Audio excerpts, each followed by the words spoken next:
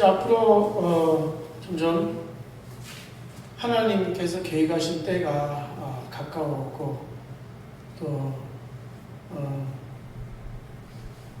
우리는 뭐든지 이렇게 준비를 해야 됩니다. 준비를. 우리가 우리의 능력과 노력으로 준비하는 것이 아니고 하나님께서 성령 안에서 우리를 올바른 길로 인도하시는 거예요. 우리의 마음과 생각을 지키시라. 그래서 생각을 주시고 우리에게 그런 마음을 주시는 거예요. 마음을 주셔서 그렇게 우리는 우리의 뜻이 아니고 하나님의 뜻대로 우리가 인도함을 받게 될 것입니다. 이렇게 보면은 성경에 보면은 12처녀들 비유인가요? 그렇게 열처녀 비유가 나오고 또 뭐가 나오죠? 그렇게 이렇게 종에 대한 비유가 나오고 달란트에 대한 비유가 나오는데 그게 뭐냐면은 하나님께서 십자가에서 본인의 약속하신 그 언약을 이뤘어요. 그것은 그분의 죽음과 부활은요 뭐냐면 우리 인간에게는 모든 것이에요. 거기에 하나님의 초점이 다 맞춰져 있는 겁니다. 우리 뭐냐면 우리가 예수 그리스도 없이는요, 그러니까 인간은 예수 그리스도의 믿음 없이는요 정말 모든 실패와 저주와 죽음과 재앙밖에 없습니다. 구원이 없어요. 거기는요 완전한 심판만 기다리고 있는 거예요. 그래서 인간의 생명과 우리의 그 모든 참된 소망과 그 모든 것의 시작과 끝이, 인간의 시작과 끝이 어디냐? 예수 그리스도예요. 그러니까 우리의 인간의 참 인간됨, 우리가 그러니까 어떤 그게 아니고 우리가 모든 축복의 시작, 하나님께 받을 수 있는 모든 축복의 시작, 그것이 모든 것이 어디서 회복되느냐? 그러니까 근본적으로 우리가 바라야 되고 우리가 소망해야 되고 근본적인 우리의 시작과 끝이 어디느냐? 그리스도 안에 있는 겁니다. 그것을 하나님께서 우리에게 온전히 약속해 주신 겁니다. 때문에 그리스도를 나를 떠나서 너희가 아무것도 할 수 없음이니라. 그거를 우리는 깨달아야 됩니다. 그래서 하나님께서 예수 그리스도의 그 언약 이후로 그리스도께서 부활 승천하시고 나서 성령을 통해서 어떻게 하냐? 하나님께서 정말 그리스도를 믿는 그 믿음 안에서 그 믿는 자들의 모임인 교회를 시작하신 거예요. 그래서 이 교회가 이 땅의 유일한 어떻게 보면 구원의 하나님의 도구의 역할을 하는 겁니다. 하나님의 계획을 이루는 이 땅에서 유일한 너희는 그리스도 안에 새 피조물이라. 이전 것은 지나갔으니 보라 새 것이 되었도다. 그것이 뭐냐면은 하나님의 완전한 도구로서 쓰임을 받을 수 있도록 우리를 준비하셨단 말이에요. 그것이 교회예요. 하나님의 준비, 하나님의 계획이 교회인 것입니다. 그런데 보면은 분명히 하나님께서 부르시고 이렇게 했는데도 그러면 교회에도 제가 어떤 그 장로님 이야기를 했잖아요. 헌신, 봉사, 막 여러 가지 많이 했는데 결국 죽으실 때 어떻게 됩니까? 돌아가실 때 죽으실 때 뭐라고 했냐면은 나는 아무래도 안 믿어져요. 이런다잖아요. 목사님. 못 믿겠습니다. 그리고 유서를 썼다잖아요. 자녀들한테도 너희들은 이제 교회 그만 다니라. 다니지 마라. 그 장로 임직까지 받고, 그게 뭐냐면은 그게 교회에서도 진짜 믿는 사람들과 안 믿는 사람들이 나뉜다는 거예요. 그러니까 겉으로 보이는 교회가 아닌 거예요. 영적으로 하나님께서 그리스도 안에서 참으로 믿는 자들의 택하신 믿는 자들이 있고, 아니면 유대인들처럼 언약은 있어요. 그리스도에 대한 언약이 있단 말이에요. 그러나 실제 그리스도가 왔을 때 영접하지 않고 믿지를 않는 자들입니다. 우리는 굉장히 두려워해야 됩니다. 그런 부분. 예수 그리스도를 믿게 된 것이 얼마나 감사한지 몰라요. 열처녀의 비도 마찬가지예요. 그것을 여러 가지 방향으로, 방식으로 그런 식으로 이야기하는 사람들이 있어요. 열처녀의 비를 뭐 이런 식으로 저런 식으로 해석하고 이렇게 했는데 저는 그 정확한 해석은 그거라고 생각합니다. 뭐냐면요. 기름을 준비하지 않으면 뭐냐면은 그게 성령인데 뭐냐면 그리스도거든요. 그 안에 그리스도가 있느냐? 하나님께서 준비하라 뭐냐면은 그 안에 정말 하나님의 의를 받았느냐? 기름이 있느냐? 생명이 있느냐? 그리스도 밖에 있느냐? 안에 있느냐? 그의 삶에 있어서 추구하고 그가 소중하게 생각하고 그가 사랑하는 것이 예수 그리스도냐? 왜냐면은 나중에 저기 하나님이 오시잖아요. 왕이 오시는데 주인이 오는데 어떻게 합니까? 그 결혼할 신부들이 있잖아요. 누구를 맞이해야 되는 거예요? 예수 그리스도예요. 그리스도를 믿는 믿음이란 말이에요. 그 믿음 안에서 성령께서 역사하시고 성령께서 우리를 인치시고 이렇게 하는데 예수 그리스도가 우리의 전부가 안 되면은요. 그리스도를 믿는 그 믿음이 안 되면은 이것은 교회가 실패할 수밖에 없는 겁니다. 교회가 참 교회가 되지 않는 거예요.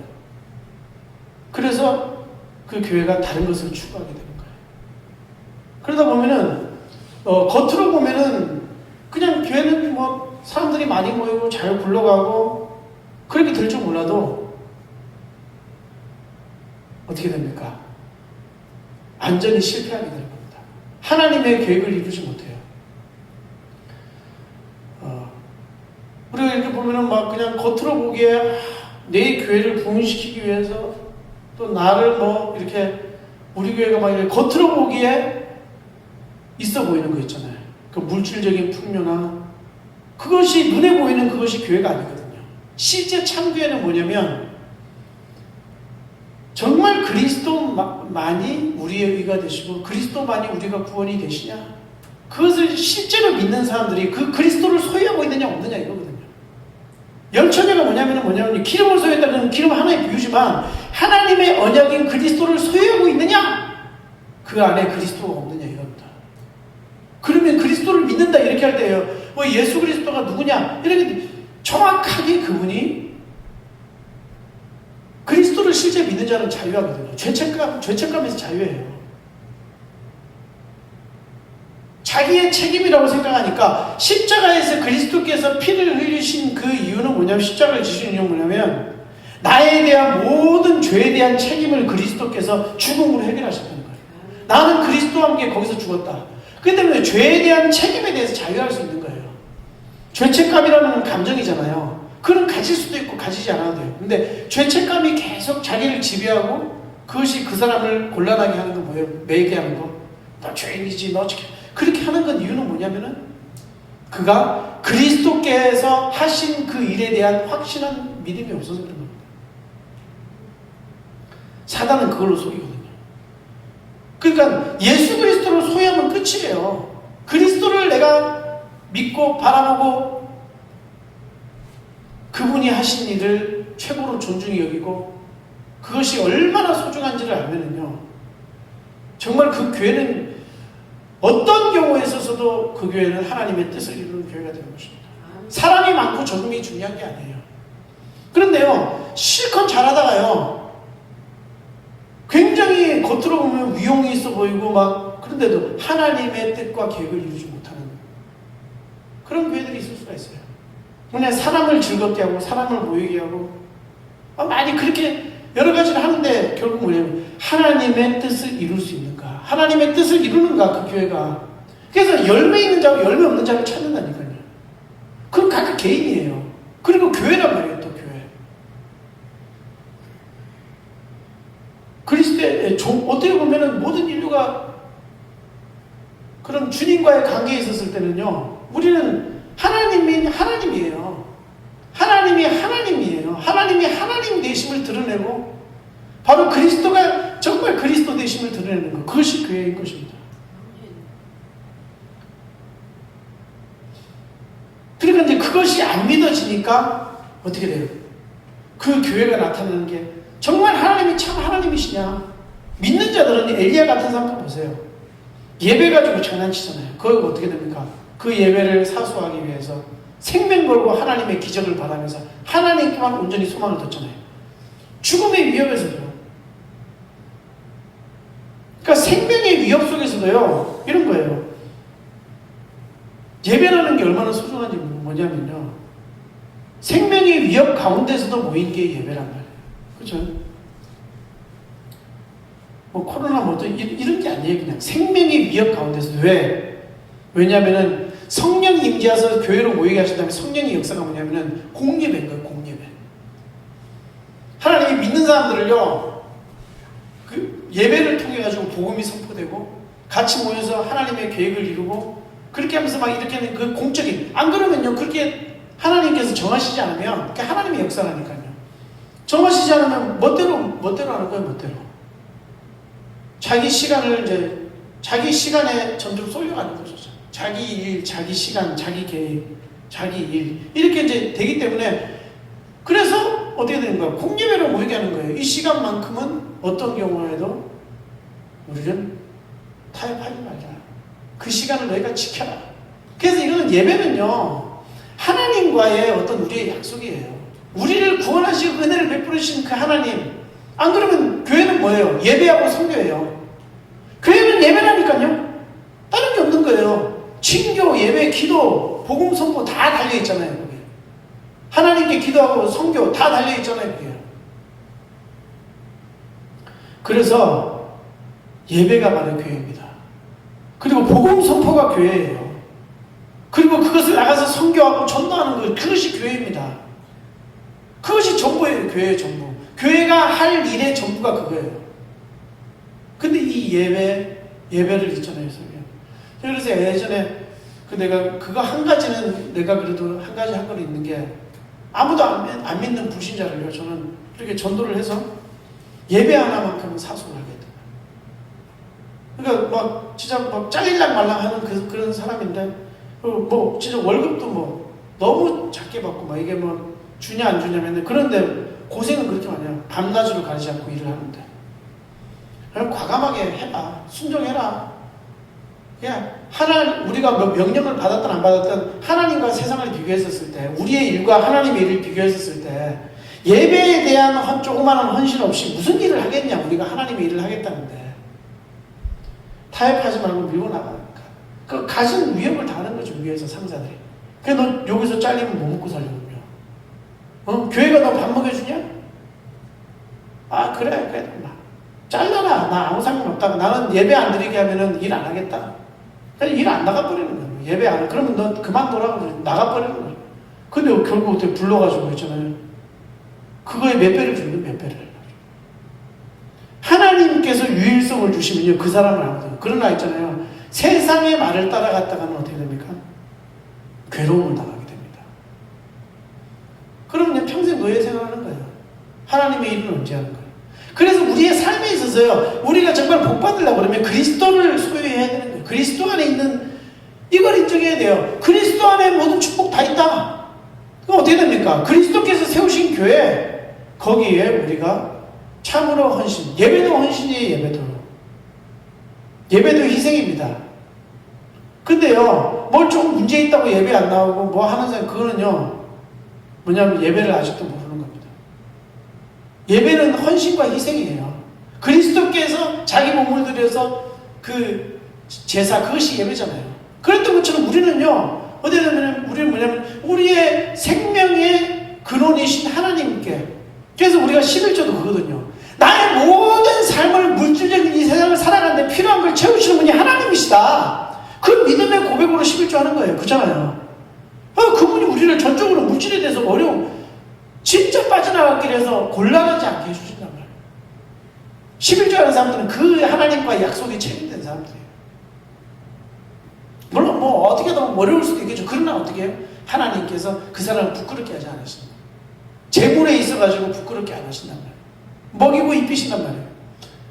물론 뭐 그것 때문에 뭐 한다 안 한다 이런 얘기를 하잖아요. 구차한 거잖아요. 하나님 앞에 우리가 그런 걸 뭐 따져야 되겠어요?